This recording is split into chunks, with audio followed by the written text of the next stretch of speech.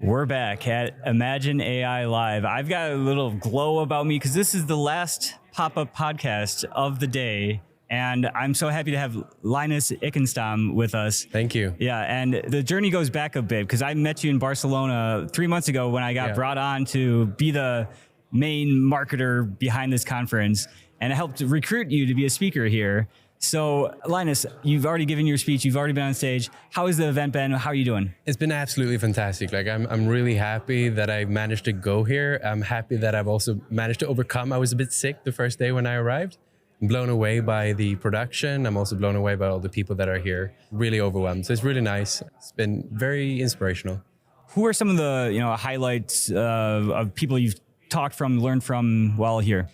I think it was nice to see a lot of the community folks being here, like people that I've talked to in the past year or so, year and a half, and that to see us all in the same place. I'm also inspired to hear like from Light Tricks directly and Grok, and Grok's doing some really incredible stuff. And also some of the keynote speakers, really interesting, Ogilvy and yeah. And what do you think about the hotel here in Vegas?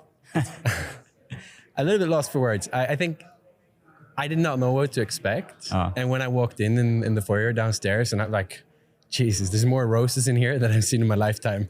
No, really, really nice venue. Awesome. So as a leading AI content creator and educator, how do you keep yourself going? How do you find the inspiration and motivation? That's a really good question. I think currently it's really difficult to keep on top of everything because it's just so much stuff going on.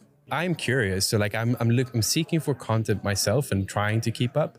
But then there's this second kind of stream of information getting pushed at me, people that want me to look at their stuff, companies wanting to collaborate.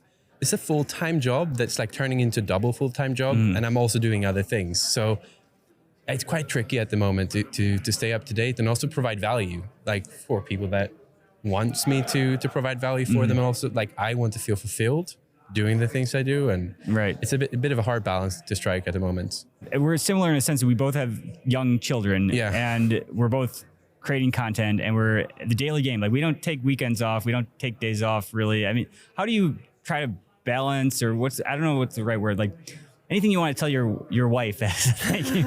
It's like, thank you so much for letting me be here. Honestly, it's been quite hard because we don't have any help as well. Like we live in Spain. We don't have any family that lives with us. So we're on our own. If we want help, we need to find like a kangaroo. We call it a kangaroo, but a nanny basically that helps out. But we don't really have that. So I'd say like I'm running way over capacity right now, and I'm willing to run, but like at some point there will be a step down in terms of like how much time can I actually pull into all these things. But it's funny, and as long as it's funny, I feel like it doesn't feel like work. Don't you feel like with AI, you're making yourself more productive, you're able to do more? Like without the AI tools, like 5 years ago, you wouldn't be able to do as much as you're doing. So it's like at the same time you want to cut back, but then there's all this technology that's allowing you to do more with your time and be more productive, have more impact. I actually do think it's very reasonable to believe that the only reason why I can do the things I'm doing now is because of the AI tooling. I don't think this pace would have been even possible 2 years ago. And I think now I'm in the process or progress of like figuring out how I can augment or automate even more, because I'm actually doing a lot of manual work right now that I know that there are AI help to get. It's just that I'm not eating my own dog food. Some things are tricky to kind of like just roll over, to be like, okay, now let's fix this one thing and have it sorted and then move on. Because I need to invest the time to get it done. Yeah, what AI breakout moment would make your life easier? So I think inbound communications, like if I could get some assistance with DMs, emails across all platforms to just do the initial screening and like answer anything that's like really simple to answer straight away, and then draft responses for me that I just need to like look over. So like what a virtual assistant would do, or like private assistant would do, but like just having that as an AI tool rather than a human. And are there any companies on your radar that are trying to work on that problem? I don't know, necessarily not. Like I think it's quite interesting. Maybe there are, but they have not come across my radar. Yeah. Anything else you'd like to say to the audience? And wow, there's so much stuff. Yeah.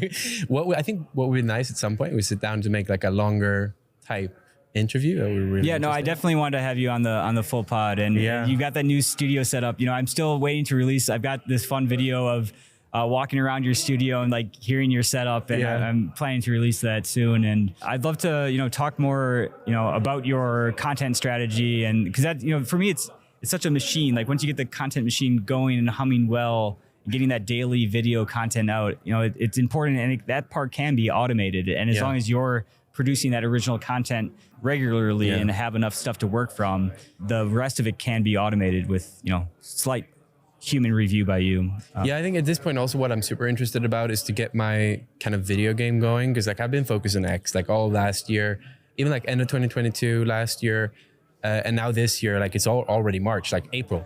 So with the studio again, like intentionally, I wanted to have a space where I could create more video content. I don't need it. I mean, I could sit in my bedroom, that's fine. But just having a space that's slightly different from everyone that is sitting in their bedrooms, I think puts me in a position where I can make some quite unique content and still kind of add my flair to it.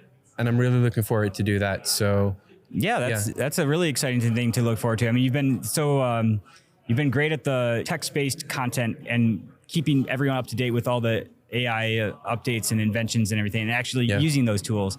But that video element, once, like I kind of said in our panel discussion, like putting that face out there and like people getting to know the real Linus and like your quirks and everything, and like that stuff will compound too. And the fact that you've grown the audience that you have without doing that yet, and you're only just starting to do that with your studio, there's a lot more room.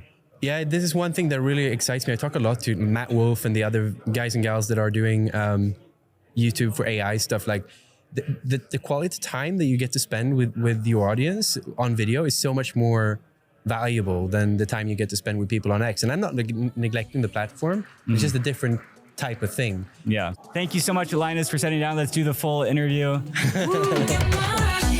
As one small step for